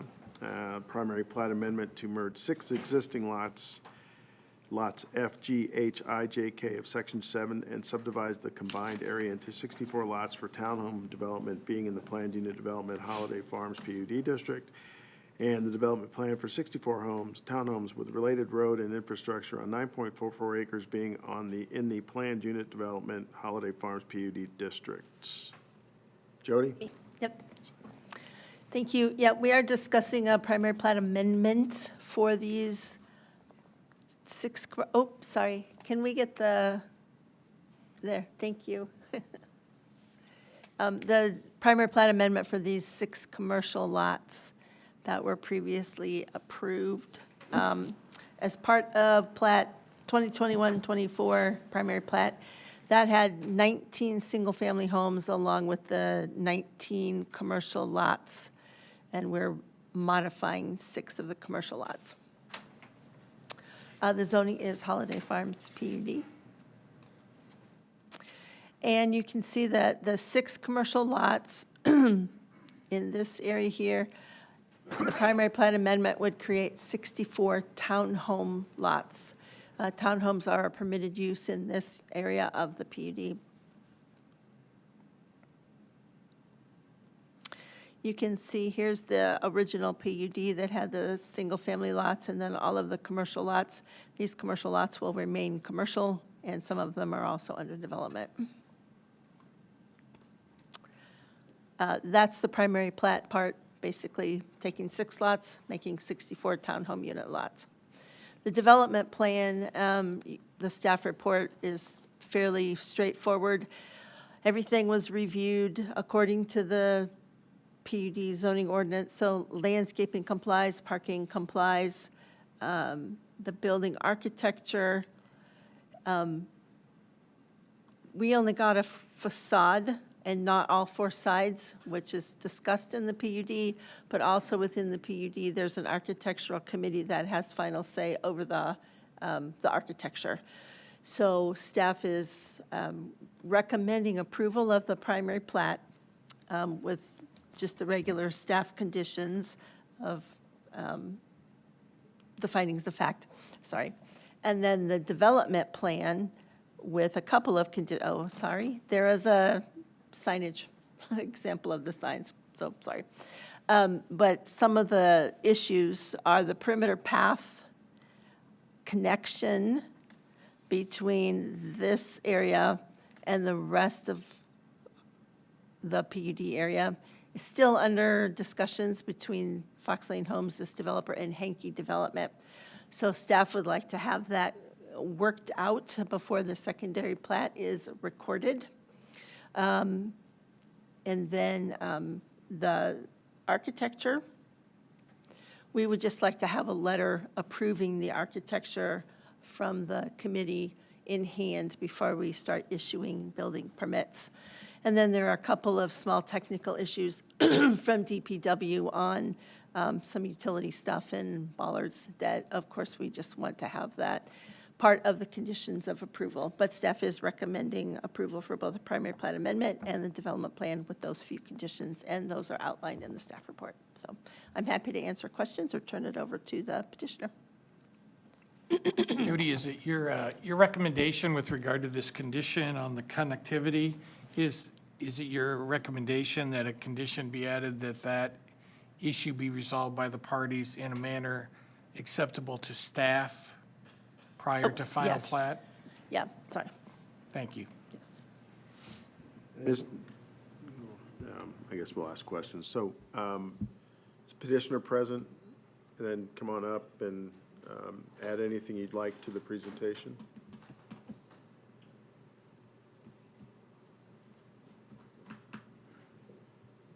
Good evening, Doug Kelly, 13315 Mercer Street, Carmel, Indiana. I'm here representing Fox Lane Homes. I'm the managing partner here locally. I have Kylie here with Structure Point as well, so she may be able to answer any of the engineering questions that may come about. But thanks, Jody, for going over that in detail. One of the recommendations, actually, we came late to this conclusion just because we needed to get some grading shot, but that connectivity trail is something that we do plan on doing. We do have plans on doing it. Took me a while to get. We need to have a spanning bridge that crosses over the current creek that's in the southernmost part of it. So we have a contractor in place to be able to do that. So Kylie's team went out there, shot the grading to make sure it's going to be 12-foot wide, 20-foot span. So it spans from one side of the bank to the other, so we don't disturb any of the waterways. But we did come up with some rough concepts as far as how the connectivity will be going on the southern part of the southernmost homes there. We'll run up to Michigan Road and then come up and then take a left-hand turn on Rogers Parkway and connect into the current trail itself. So we'll have full connectivity by the time it's done from the existing Holiday Farms trail all the way up to the northern section. So that was I just took a little research to get, make sure that bridge was met. And we're using the same bridge contractor that has been used already in the Holiday Farms neighborhood. So it's going to be blending in with what's currently in there too. Sorry, where was that connection, the pedestrian connection, Jody? It's a pedestrian connection, yeah. Oh, okay. In this area. So it goes towards the and main. It currently runs through 2 homes in Holiday Farms. Yep. On the main entrance and kind of dead ends right before the creek.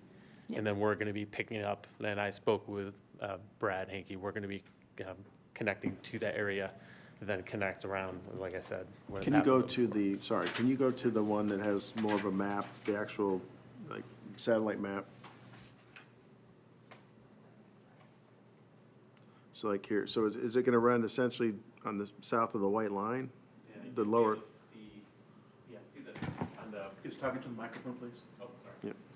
On the, oh, okay, you there's a can, single-family home okay, on Holiday Farms Boulevard. To the right of that home, you'll see the path that's currently installed there. So we'll connect up to that. We'll go to the south of that white line and then connect to the, then continue up Michigan Road, the 12-foot wide path. Yeah, and it'll be within the trail easement, so. Really, the path goes from that single-family home along the white dashed line to 421. Correct. And then we continue up to 421. Okay. And then take a left on Rogers Parkway. It'll be behind the white line and then connect to where it's already completed in the commercial section itself. I feel like this development, this project is like an integral part of Holiday Farms, or is it kind of its own island? Kind of what's the relationship between the two? It's called the Terraces at Holiday Farms, and our neighborhood's going to be part of there. We're going to have interconnectivity through the walking path itself. Also on the northernmost entrance, we'll have the entrance there, which will have access to the commercial areas up north of it too. Our HOA will be part of the Holiday Farms HOA. We're going to be doing another, it's going to be a full maintenance neighborhood itself too. So we'll have an amendment that will actually have, hey, here's a maintenance and here's what's going to be taken care of and have monthly fees. But we are part of the Holiday Farms neighborhood. before we ask any more things from the members of the Planning Commission, go ahead and open up public. Is there anybody from the public who would like to speak on this matter? Come on up.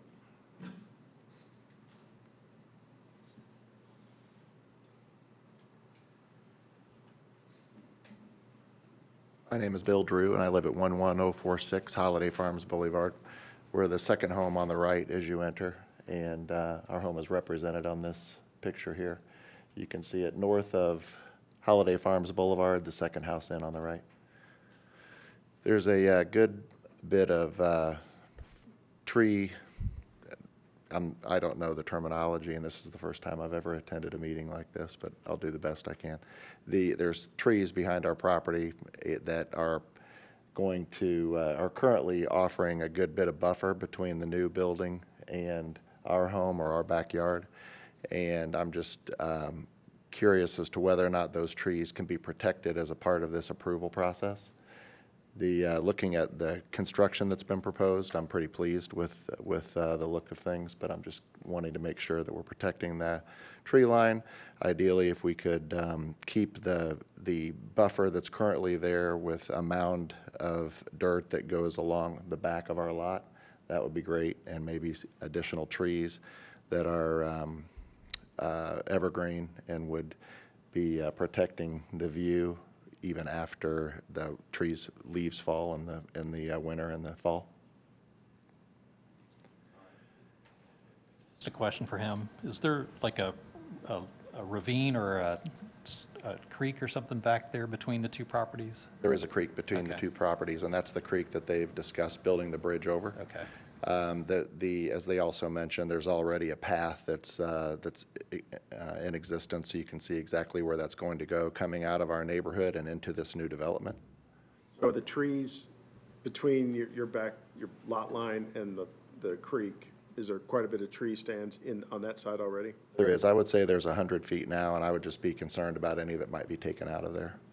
I mean, we'll ask them a question when we get a chance, so, all Okay. right. And then I believe there's also dirt that's back there creating a mound and offering some protection from view. But if we could make sure that that mound of dirt is maintained, or maybe even a little larger, depending on how this property is going to be built out.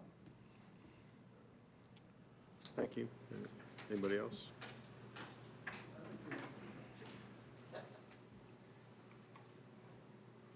Tom Birch, 11062 Holiday Farms Boulevard. We're Lot A1, so we border where you're talking about the path going back, and then we border your property right where the creek is. At first, I was very concerned about the density. You know, we go from 6 lots and 6 buildings to 64 buildings, 64 structures, or however you define these. On the other hand, it appears that all the traffic is on the inside and not on the outside of the building, which is a little bit better. I'm a little concerned, the 2 pictures, the drawing and the one that looked more like a picture, they look completely different. So I'd like to know which one is an accurate depiction. Yeah. That looks completely different than that. So I guess my question is, which one is it going to look like? Tom, you're actually addressing us. Okay, I'm sorry. And in general, I would like to protect as much of the vegetation that's back there as possible, because our property lines butt up right next to each other, and I'd like to know what that's going to look like. How far from your property line to the creek, how far is that? Property line is the creek. Is the creek, okay, all right. So the question is, what happens on the other side of the Yeah. creek? And I would like to have some definition of what happens there. Okay, Thank you. Anybody else? If not, we'll go ahead and close public hearing on that part. So if you guys would like to respond to the comments? If you can pull up the one map just to address the creek area back there, there is a limit line of disturbance that we're not able to touch. So anything south of that limit where the creek is, whatever's there currently will be that we're not able to touch that, so. So south of the creek you can, but what about north of the creek? Is there? I'm not sure without looking at it, the distance between the two. Which map do you want? There's a very faint line you can see. I mean, we're right up to the limit there, so. So that distance between their northernmost property line to the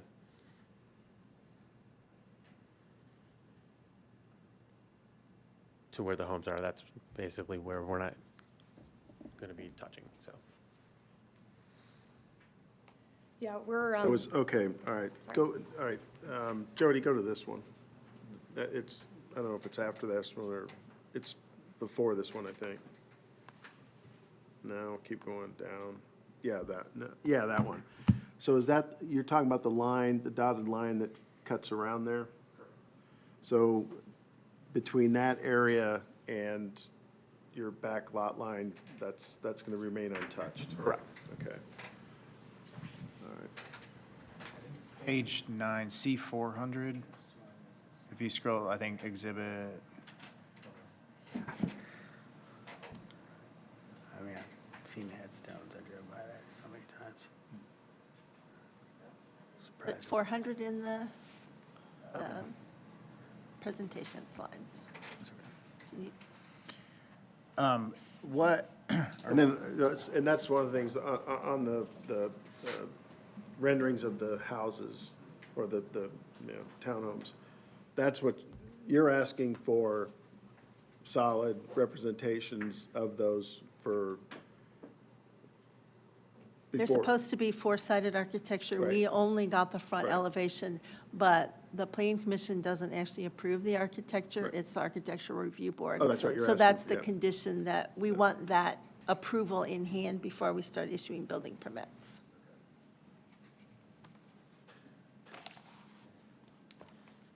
That's gonna be subject to Fox Hollows Homeowners Association Architectural Review Board. The Actually, Hinckley development, the. Holiday Farm. Yeah. Holiday Holiday I Farms, live in sorry. Fox Hollows, Lane, so- it's good. Yeah. Yeah, that's right, sorry. All right, so. Yeah, so anything before we build, we're gonna have to show every single building saying, hey, here's what it is. We're looking at the, you know, and unit requirements as far as what's gonna be on the end, landscaping requirements and everything, so. What's the reason for not continuing that commercial down south of where it already is and turning it into this? Is it well, I guess what's caused you guys to change? Well, for me, I'm a residential home builder, so for me, it's just to build the homes. I think there's a pretty big need for, you know, again, these are 32-foot wide, 65-foot units, so these are going to be empty nesters, they're going to be the snowbirds, they're going to have first floor owner bedroom, they're going to be full maintenance. So the need for people to have that lifestyle in Holiday Farms in a townhome neighborhood where they can go there, then leave for Florida, there's definitely a need. I'm already getting a lot of calls on it from people who either currently live in Holiday Farms, looking to downsize already, or parents of children who already live in Holiday Farms, they want to be near their grandchildren. So there's definitely a need for a product like this in a incredible neighborhood like that too. So These are there alleys between the units? Or is it, so it's back ends to back ends? Is that how that is? I'm trying to. correct, In- yeah. in between there, yeah. Just they're front entry, there's no alleyways.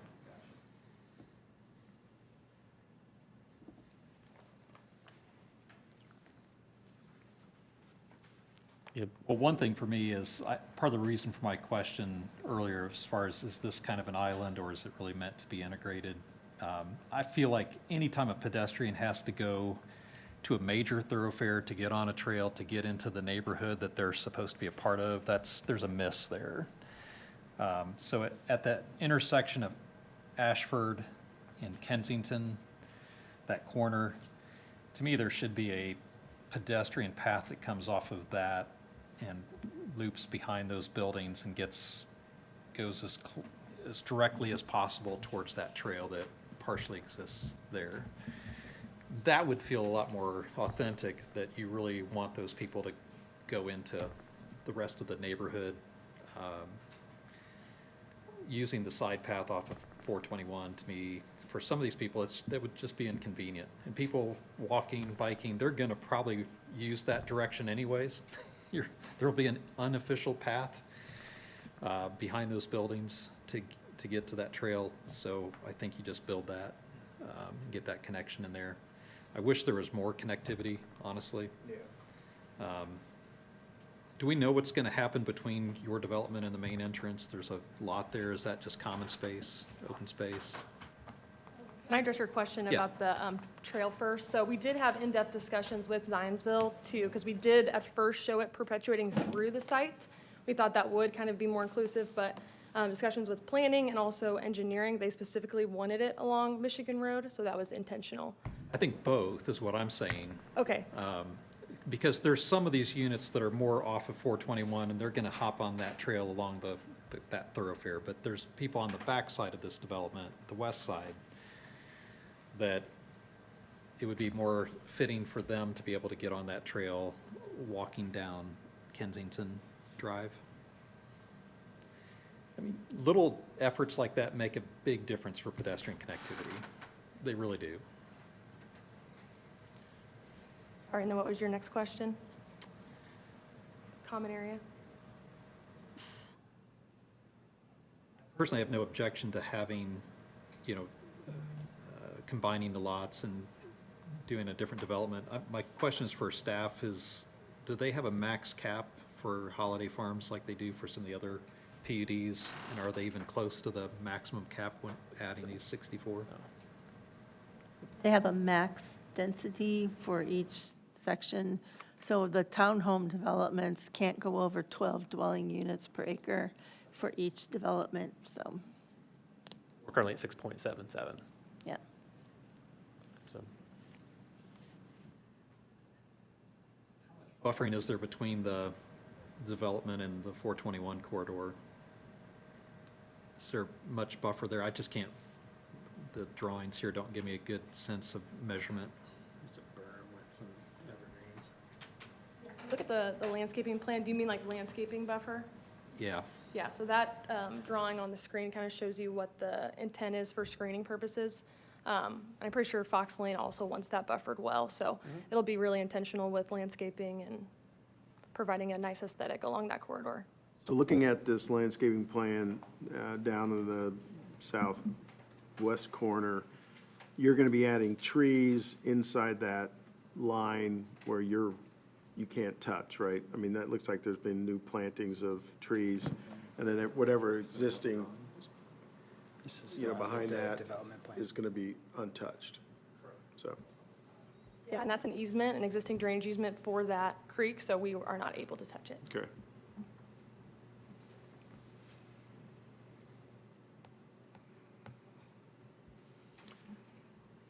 Anything else?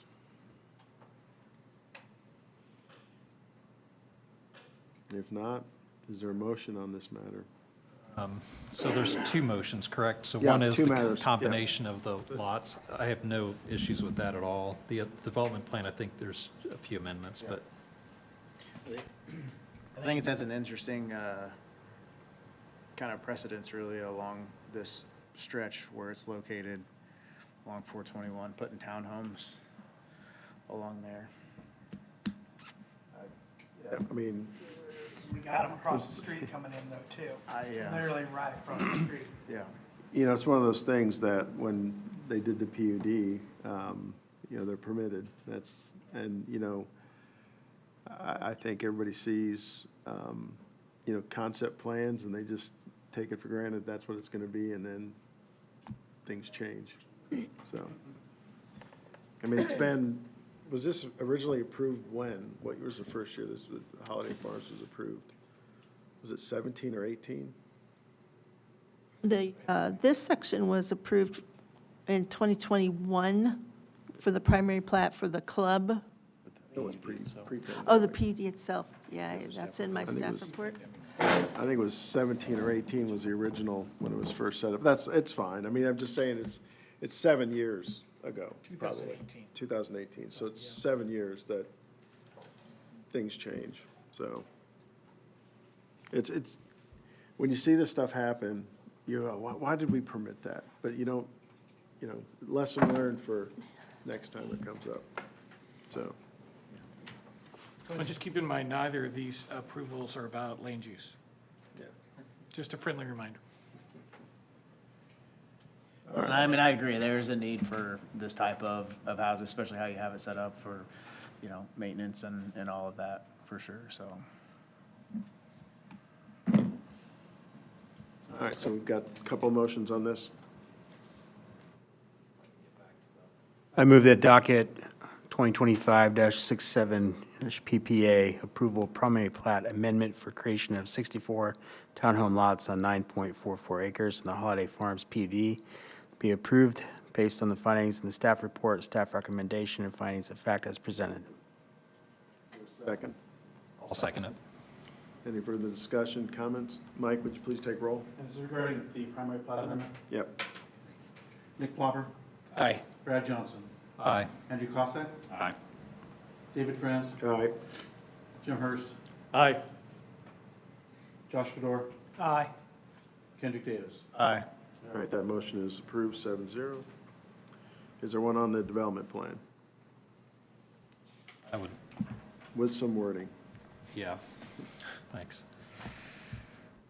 All right, so I move the docket number 2025-68-DP Development Plan for Holiday Farm East Townhomes B, conditionally approved, subject to resolution of items noted within the commitment letter, Exhibit 5, building architectural approval by Holiday Farms PUD Architectural Review Board prior to issuance of any building permits.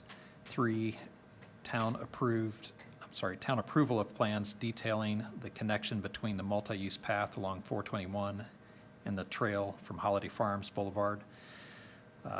Prior to recording the secondary plat, staff recommendations of findings of fact, and then I would like to add 2 additional, which is an additional pedestrian connection from the intersection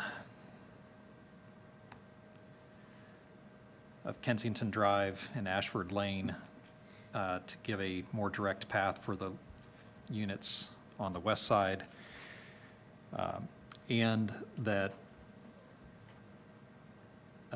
we protect that riparian corridor along the creek with a no disturb zone, that during construction, absolutely no disturbance.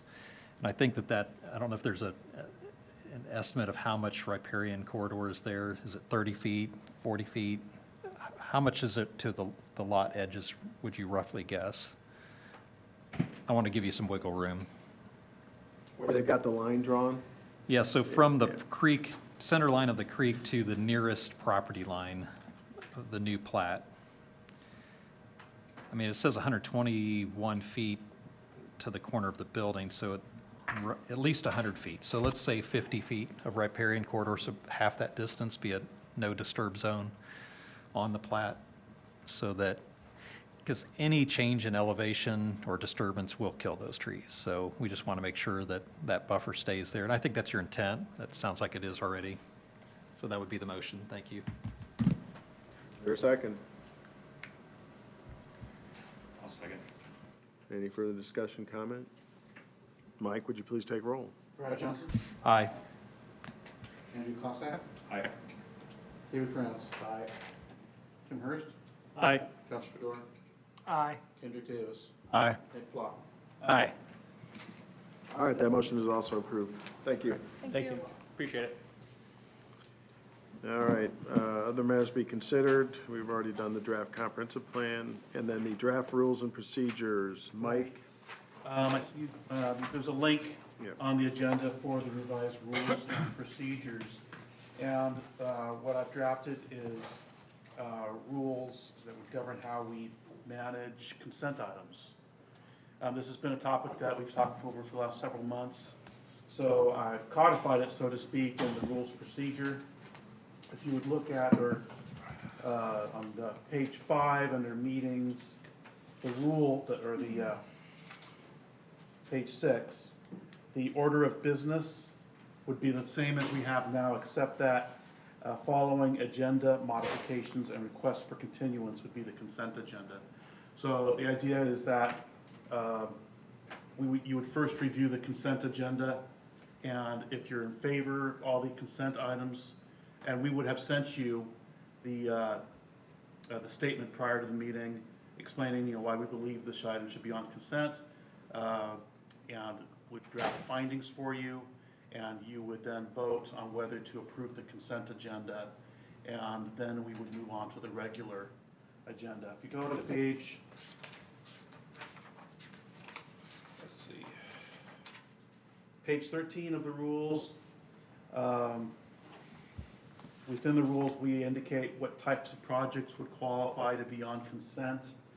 Those projects would include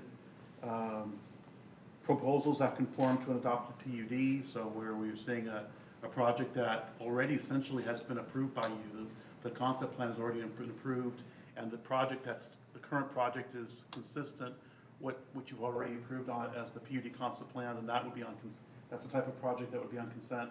Similarly, additions or expansions by less than 50% as established by the original PUD or development plan, or less than 20% of its approved size as established by the original development plan and actions required by the BZA. So in other words, if the project is going to move on to the BZA, then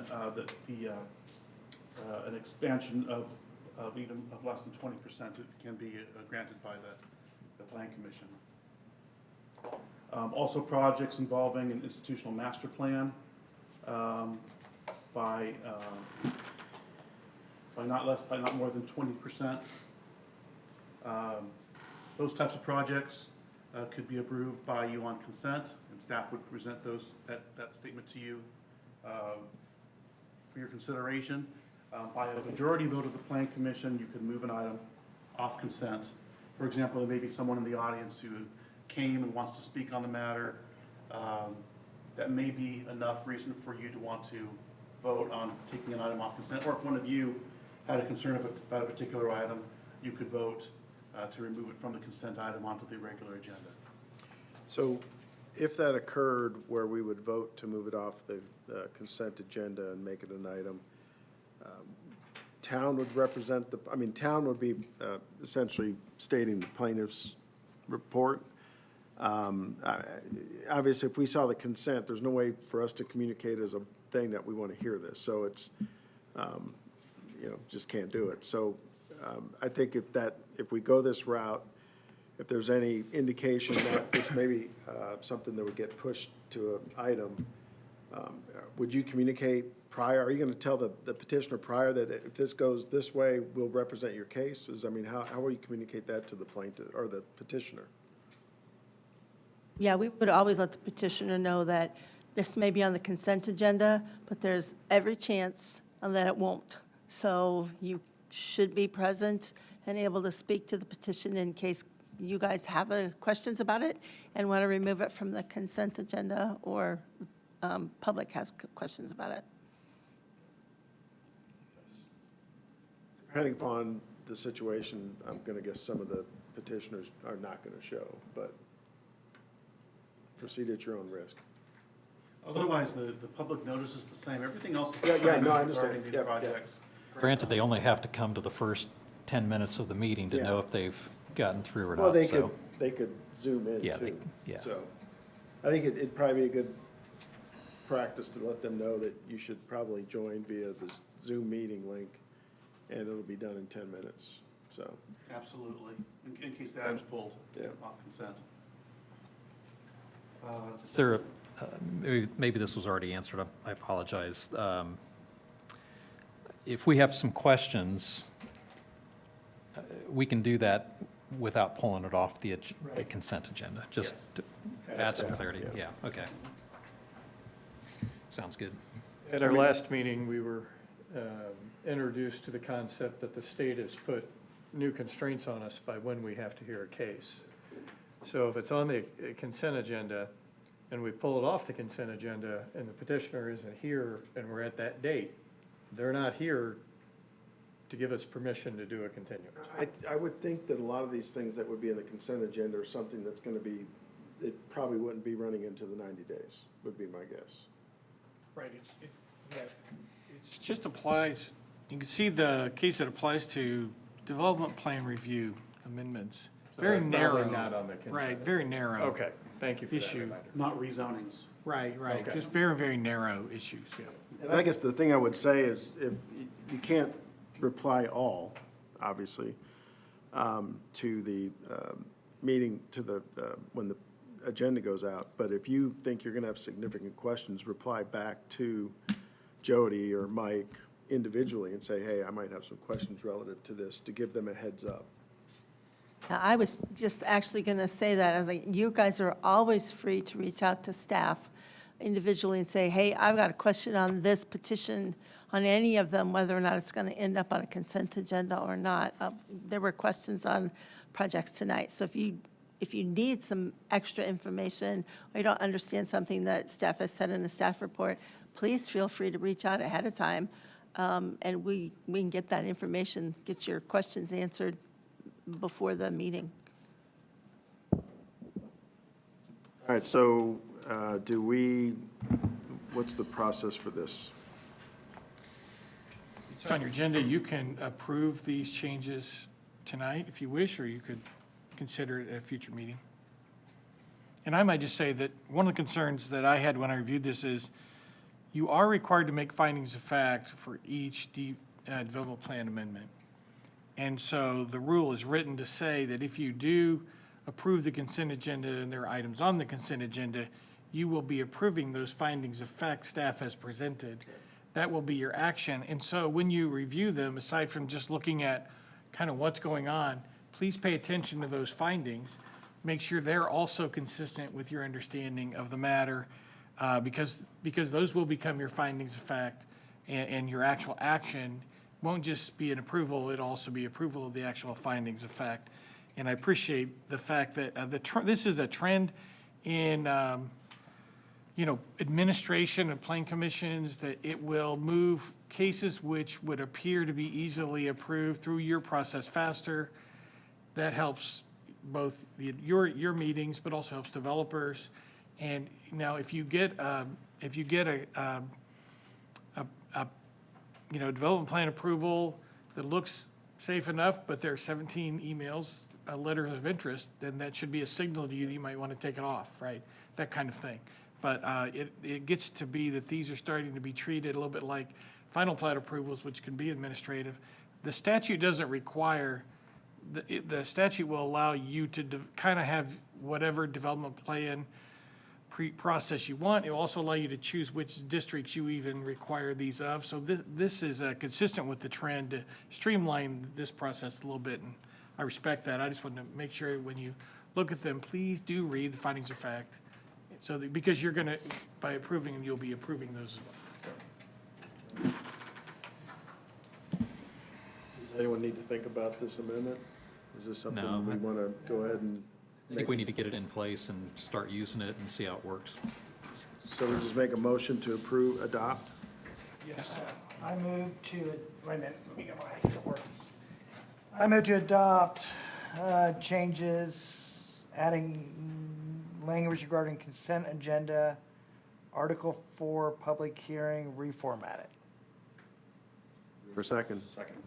Any further discussion? Mike, would you please take roll? Josh Fedor? Aye. Andrew Cossack? Aye. Nick Plopper? Aye. Kendrick Davis? Aye. Jim Hurst? Aye. David Franz? Aye. Brad Johnson? Aye. So what I'd like to do is I'd like to get a clean copy to you for your signatures next month. Sure. Okay. All right. Were there other things tonight you wanted us to sign?